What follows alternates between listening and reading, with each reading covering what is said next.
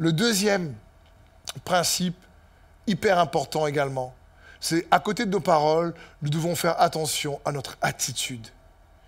Éphésiens 6, verset 4, « Dites-vous, Père, n'allez pas hériter vos enfants par votre attitude, mais élevez-les en leur donnant une éducation, une discipline inspirée par le Seigneur. » Vous savez, moi-même, j'ai 3 enfants et ce que je vous partage là me parle énormément parce que, surtout avec mon premier garçon, j'ai fait beaucoup d'erreurs. Pas forcément dans mes paroles, mais dans mon attitude.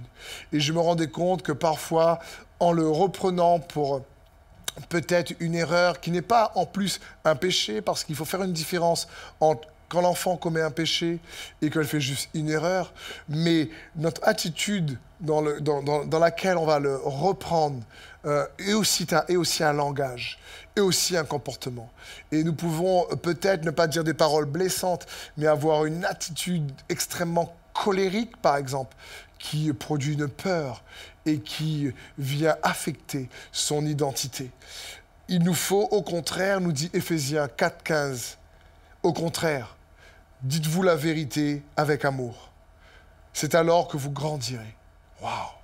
Pour emmener la croissance, qu'on soit des parents, que tu sois un leader d'entreprise, que tu sois un leader dans ton église ou dans ton association, peu importe, pour emmener une croissance, il est crucial pour chacun d'entre nous d'apprendre à dire la vérité dans l'amour, mais surtout lorsque nous sommes parents.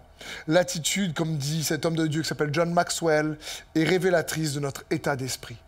Et l'attitude, réellement, on peut dire les choses de manière ferme sans être rude.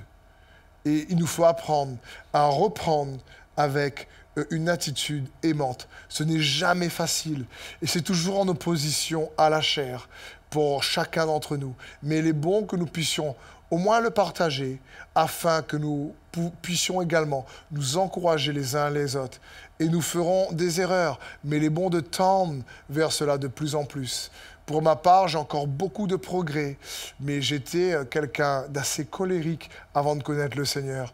Et sa bonté m'a changé, me change encore énormément. Et je suis loin d'y arriver, mais je sais que ce que je vous partage m'a aidé moi-même et a aidé plusieurs.